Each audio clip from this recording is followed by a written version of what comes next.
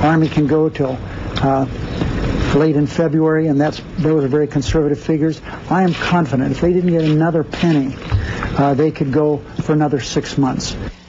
That was Senate Majority Leader Reid just before Congress left town for the holidays without approving more money to pay for the wars in Iraq and Afghanistan. And we're back now with Brit, Mara, Charles, and Juan. So congressional Democrats are trying again to force the president's hand on Iraq. The House passed, but the Senate defeated a $50 billion measure to fund the wars in Iraq and Afghanistan, but with some strings attached, linking it to withdrawals of U.S. troops from Iraq.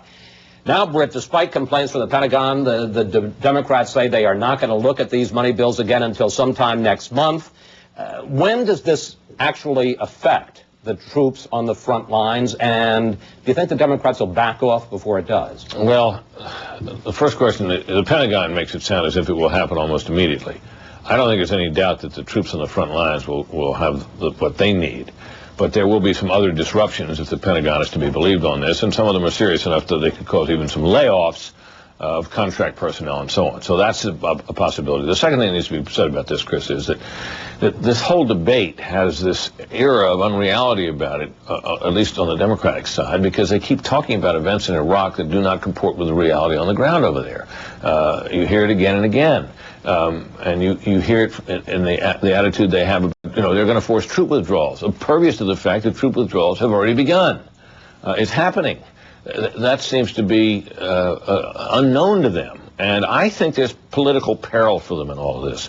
The American people don't like the Iraq war. They probably never will. But they're not rooting for us to lose. They don't seem invested in our losing the way the Democrats so often do. The Democrats are talking about the things they say are happening or not, and the things they say are not happening are. That's not a good position to be in. You're making the case that troop withdrawals are starting now, but they're troop withdrawals given that a surge was put in place this year that took the troop levels to a new high. So it's not really much of a withdrawal at all. And what the Democrats are saying is it's time to get this war over with, which is what the American people are saying.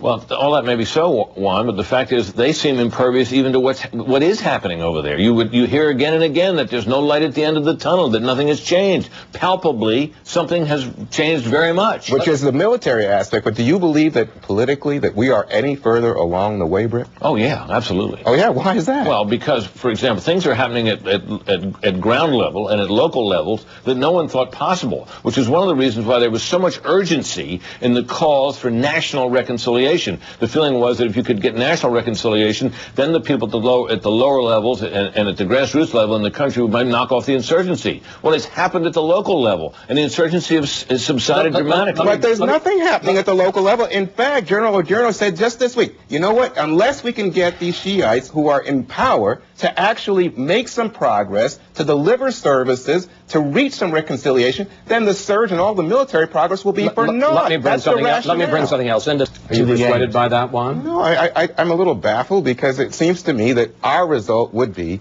that we lead in such a way that the country remains stable and not a breeding ground for terrorists. In fact, there is no political stability. We have troops on the ground who have managed successfully to contain al-Qaeda at this point.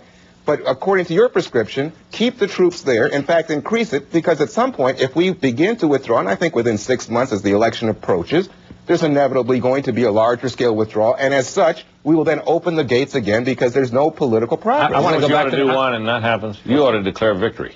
Was that what you think the Bush administration should do? Declare victory? I'm saying when the troops have come, when there's a substantial troop withdrawal, and the situation is as pacified as it is now, it's time for you to declare victory. What were you saying? You're saying the American people should just say, no, why me? Hear me? I'm saying you. Why me? I don't get that. Because the things you've been calling for will largely have been met.